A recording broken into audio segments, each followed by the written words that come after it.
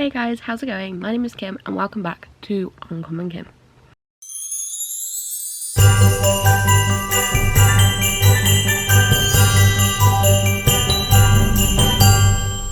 Hello. So today I'm going to be going through very briefly every single book I have given 4 stars this year.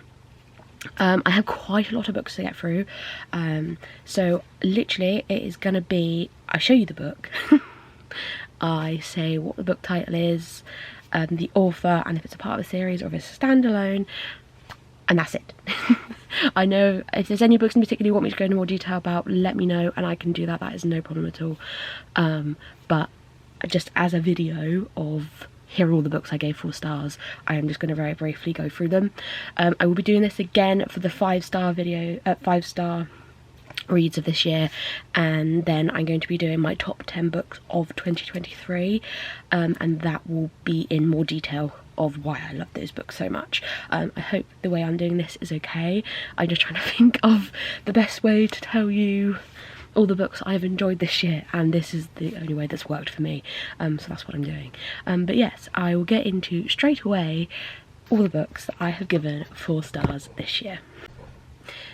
We have Before They Were Hanged by Jo Abercrombie, which is the 2nd book in the First Law series. Awakening by Caroline Peckham and Susanna Valtine, which is the 1st book in the Zodiac series. Explorers on Witch Mountain by Alex Bell, which is the 2nd book in the Polar Bear Explorers Club series. Vicious by V. Schwab, which is the 1st book in the Vicious duology.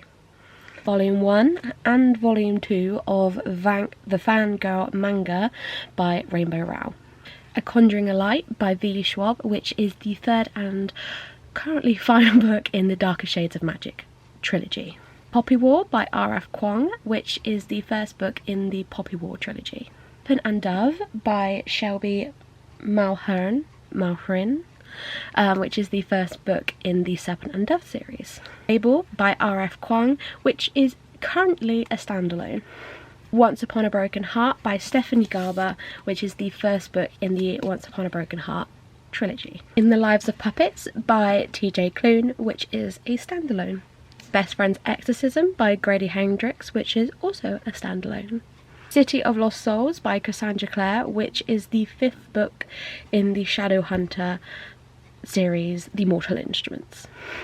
Window Shopping by Tessa Bailey, which is a Christmas standalone. Long Live the Pumpkin Queen by Shay Earnshaw, which is a standalone. Fireborn by Rosiera Munday, and this is the 1st book in a trilogy. The Luminaries by Susan Dennard, this is the 1st book in what is currently a trilogy.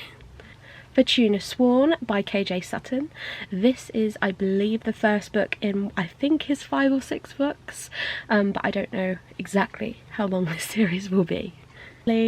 Godkiller by Hannah Kanir, which is the 1st book in what is currently going to be a duology. So, that is 20 books that I have rated 4 stars this year, which I think is pretty good going. Out of all of those though, here are 5 that were very nearly 5 stars. We have The Poppy War by R.F. Kuang. Long Live the Pumpkin Queen by Shay Earnshaw. Once Upon a Broken Heart by Stephanie Garber. Babel by R.F. Kuang. And My Best Friend's Exorcism by Grady Hendrix. These were all very nearly 5-star reads. There was just certain aspects to it that didn't make it a 5-star for me, but they were very close. If I have to pick one favourite 4-star read for this year, it would have to be Once Upon a Broken Heart. Mainly just due to the fact that the continuation of this series is phenomenal, and the more this series goes on, the better it gets, which is not usually the case. Usually it's the first book that is great and the rest doesn't follow. But for me, this was a phenomenal book. There was just certain aspects to it that couldn't hit it for a 5-star for me, but possibly upon reread it may hit 5-star. But for that, this is probably my favourite 4-star read of 2023. And unfortunately, my least favourite 4-star read out of all of these was The Awakening, which is the first book in the Zodiac Academy series. This was mainly due to, one, the pure size of it. It is massive, and it doesn't need to be massive. 2, the writing style wasn't brilliant for me, unfortunately. And 3, I don't know if it's me, but I'm finding that bullying in a school environment really triggers me, and I hate it. I just think, why don't you all these horrible characters just go and die? But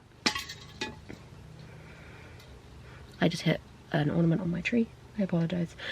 But it was still a good read. I did still enjoy it, but there was just quite a few aspects to this that sadly I didn't enjoy.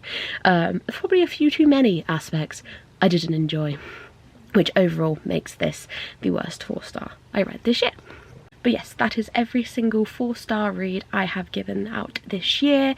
I know this is quite a short video, but I will be doing this again for my 5-star reads that don't make it into my top 10.